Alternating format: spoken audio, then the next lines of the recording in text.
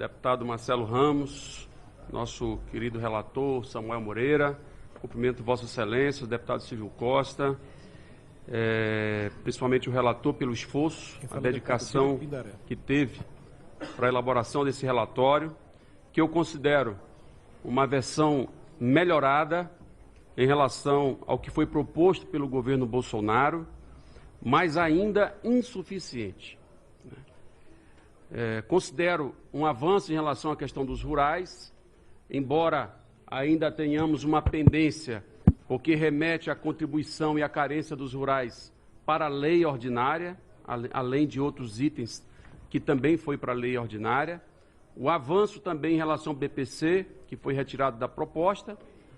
A capitalização, que eu considero uma vitória da oposição e das ruas, do povo brasileiro, que se mobilizou, reagiu em relação a essa proposta da reforma da Previdência, e esse debate introduzido pelo relator em relação à contribuição sobre o lucro líquido dos bancos.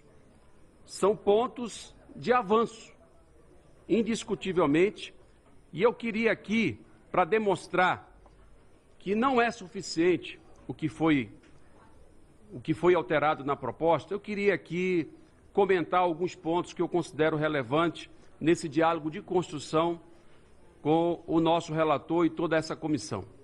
Primeiro, o tempo de contribuição. O tempo de contribuição é mantido em 20 anos para os homens. Se alterou em relação às mulheres, mas se mantém em relação aos homens. 20 anos. Eu queria falar da crueldade que é essa proposta.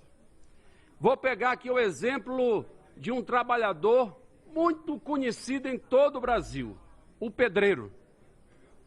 Um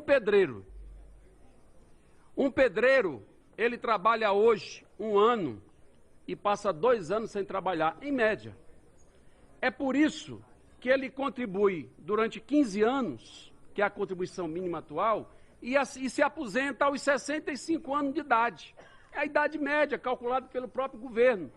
Ele se aposenta aos 65 anos.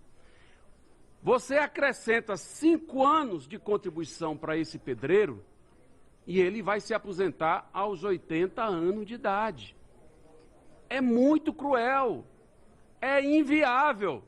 E eu nem estou falando aqui dos 40 anos de contribuição para a aposentadoria integral. Eu estou falando da contribuição mínima. Não dá para aceitar essa proposta com um tempo de contribuição de 20 anos.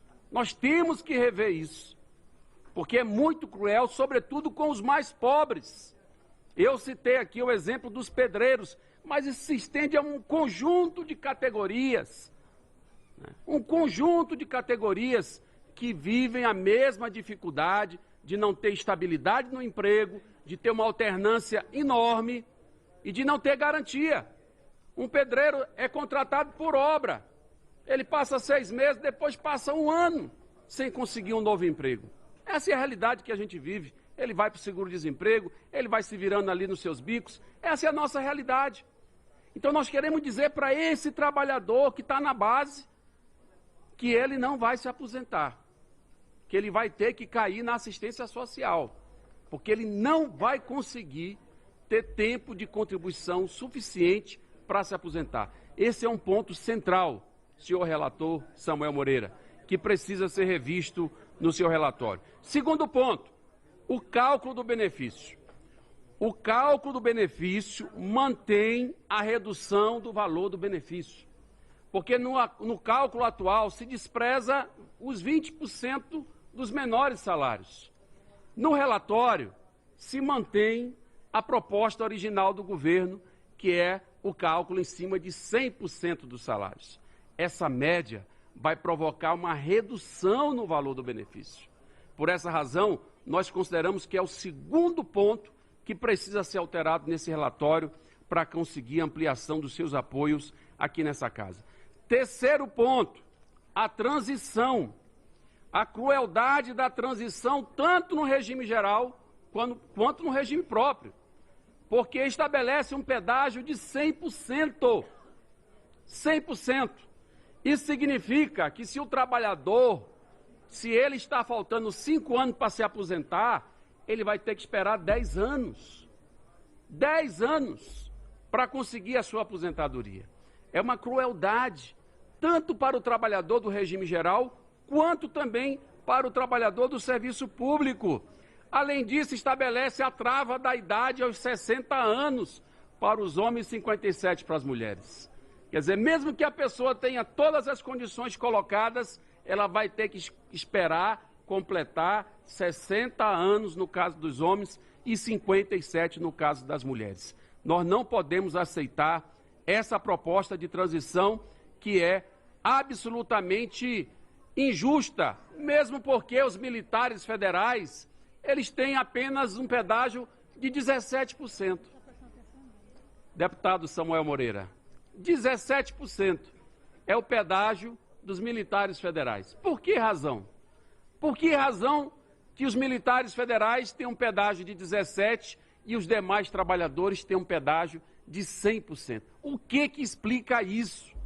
Não dá para entender. Então é preciso que haja um mínimo de isonomia na proposta do governo, principalmente em relação à transição, que é um dos pontos mais reclamados pelos servidores públicos.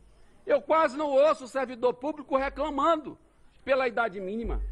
Não é a preocupação principal que pelo menos chega para mim, que é relatada para mim enquanto deputado. A reclamação principal é o pedágio. Esse pedágio aqui é muito injusto e por essa razão a gente pede ao relator também que seja revisto. Quarto ponto, o abono salarial. O abono salarial é retirado da Constituição Federal. Primeira questão, não adiantou fazer alteração no valor da renda baixa, porque esse valor pode ser alterado até por medida provisória. Não faz sentido. Então nós entendemos que o abono salarial, da forma que está proposto aqui, penalizando os trabalhadores mais pobres, aqueles que ganham até 2 salários mínimos, o gari, o pedreiro, a empregada doméstica, esse pessoal é que está perdendo com essa alteração no abono salarial. Eu entendo que o abono deveria ser retirado dessa proposta. Não tem nada a ver com previdência. Não é uma proposta do sistema previdenciário. Então, o nobre relator Samuel Moreira deveria repensar e analisar com muito cuidado a possibilidade de retirar o abono de uma vez por todas. Não tem sentido manter o abono salarial nessa proposta de reforma da Previdência. Quinto ponto, a aposentadoria dos professores e das professoras. Tirar da Constituição, manter a proposta de 60 anos para os homens, é atacar a educação pública em nosso país. É desestimular uma carreira que é fundamental para uma política pública prioritária, que é a educação. Nós estamos dizendo para o professor que ele está menos valorizado, que é menos atrativo para a carreira. Portanto, nós precisamos fazer o inverso, valorizar a profissão para que ela seja cada vez mais atraente e assim a gente possa fortalecer a educação pública em nosso país. A questão da desconstitucionalização, que foi falado que ia ser retirada, não se retirou. Boa parte das propostas continuam sendo, não por lei complementar, é pior, é por lei ordinária. Falo aqui do cálculo do benefício, do valor da aposentadoria, da pensão por morte, do tempo de contribuição da carência dos rurais, tudo em lei ordinária. Nós precisamos preservar essas conquistas na Constituição Federal. Sexto ponto, a manutenção das aposentadorias dos trabalhadores sujeitos a agentes nocivos. A idade continua do mesmo jeito. Nós temos que entender que aqueles que são expostos a agentes nocivos, eles não podem ter uma idade mínima. Eles têm um tempo de contribuição, porque ele está exposto a uma situação absolutamente insalubre, que expõe a sua saúde. Então, não é a idade que tem que regular, é o tempo que ele vai ficar exposto àqueles agentes nocivos à sua saúde. Portanto, é outro ponto que precisa ser revisto no relatório. Sétimo ponto, e já aqui tentando avançar para as conclusões nos 5 minutos que restam. Vamos entrar na CCL. Aqui eu considero um avanço, relator Samuel Moreira.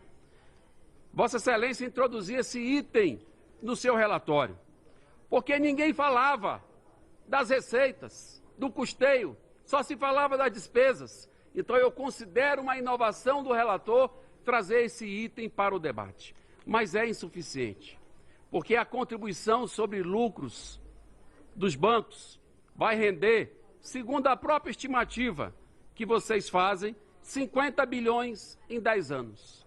É muito pouco. Por que a gente não pensa em introduzir aqui a questão da taxação das grandes fortunas e dos lucros e dividendos?